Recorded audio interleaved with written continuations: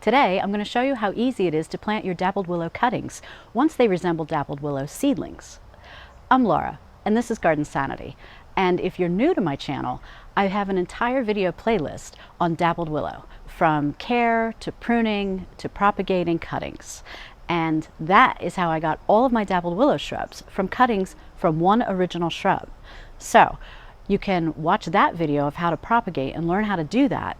I'll link to that at the end of this video so you can watch it next. And for the dappled willow playlist, look below in the description area. That's where you'll find all the videos, and so you can learn all about this shrub. Now, yesterday I planted 2 dappled willow seedlings. They were a little bit larger. I had grown them as cuttings for a while, and I filmed everything as I went so you could see exactly what I did. So let's get started. The first cutting is one I propagated directly into this pot. I took this cutting from one of my dappled willow shrubs back in 2021 during the winter. Since I've had 2 shrubs die on me over time, which I talked about in my previous videos, it's time to plant this dappled willow cutting to grow in their place. I used my handy snake-tongue trowel to gently dig out the cutting, making sure to cut as little of the roots as possible. Next, I moved the river rocks aside, and I dug a hole for the cutting with my snake-tongue trowel.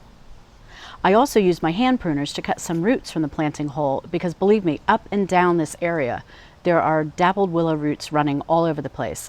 Cutting 1 or 2 to make room for planting another one is not a big deal. Once the hole was ready, I added some biotone to the hole and mixed it into the soil with my gloved hand. Now, usually in the fall they say don't use fertilizer, but biotone has a lot of good root starting ingredients, and it's just really good to add to the soil. I didn't add that much. It's still okay to do it in the fall. Then I placed the dappled willow cutting into the hole and made sure I liked the way it was positioned. I stepped back, looked at it from a few different angles, made sure it looked okay. Nothing fancy. Next, I added soil from the pot it had been growing in to fill in the hole. After that, I replaced the river rock around the new plant.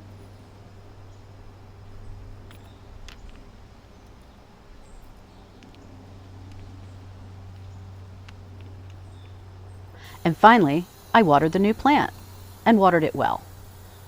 Also making sure to use the hose to just get any dirt that was on top of the rocks just watered down into the rocks so everything looks nice, neat, and tidy.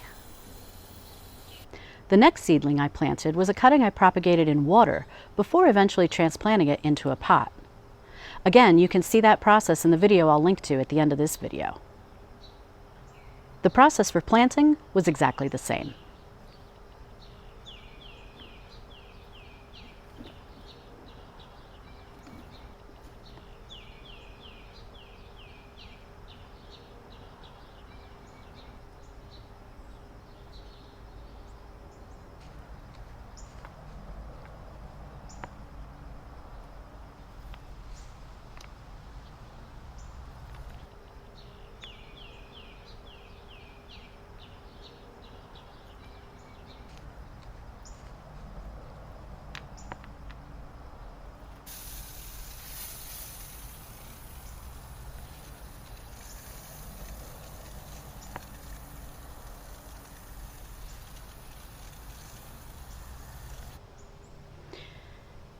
And here's how they look this morning.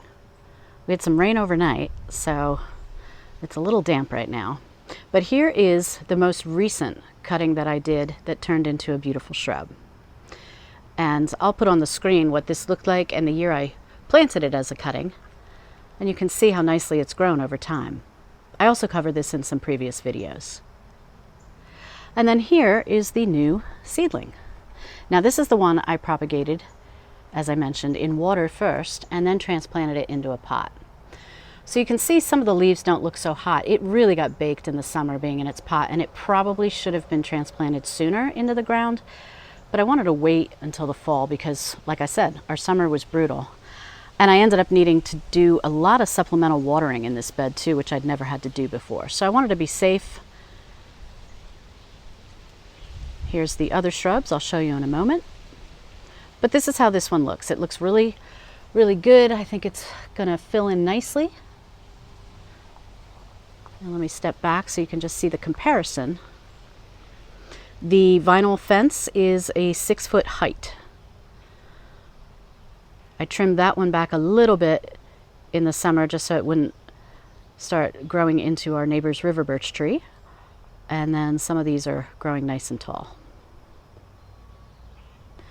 Now you may wonder what all this stuff is. We're actually starting a new project. I'm going to be making a new garden bed. So no, this isn't palette art. This is pallets waiting to be tossed away in the trash. And these are the other shrubs. Again, all grown from cuttings. And they just look great. There's a video I filmed a couple months back to explain why this shrub is trimmed and these are not. And it was kind of my fault. Decided to try and prune in the unbelievable heat of the summer against my very own advice to you guys. And that's what happened. Now I know some of you were thinking it might be voles that did this, but no, this is definitely, it got so much heat stress on it, it just could not handle the big pruning that I did on it. It was much larger. It actually was looking kind of like those shrubs are looking right now, pretty tall. And this is, of course, the other seedling. This is how it looks. It's a little bit larger, has a little more leaves on it. And this one is in better condition a little bit. This one was planted directly into a pot as a cutting. And I think this one will do nicely. I didn't plant it much closer to this shrub. I did prune this right here. I pruned this dead stuff off a little bit so I could just get back there to at least do some planting without killing myself. But I realized there will probably be a little bit of space on this end once this shrub dies off, if it dies off. I mean, we noticed yesterday that we still have some nice new growth on this, so it remains to be seen what's going to happen. But it'll also give our Magnolia Jane tree more room, which is just starting to change color. Doesn't really have much fall foliage. It's more of a yellow and then it's gone. Yellow to brown. So this is what this one looks like. And yes, next to this is also a former shrub. And that one died as well. That's the other one that died. And it's got some really neat mushroom kind of stuff growing on it right now. It's kind of like a science project. Looks pretty cool. Let me get off the rocks and walk backwards. And again, this project is part of the new garden, so stay tuned for more on that. These are just some pavers we picked up at Lowe's to try to match previous garden beds we had done. So that's coming up. So next, I'd suggest watching the video that's on your screen now about how to propagate, and you'll see how easy it is, how the process is done, and then you get to plant more seedlings like this one. And again, all of these were grown from little tiny cuttings. They all started out the same way, and I have beautiful shrubs. It's a great way to save money, and it's also a really fun project too.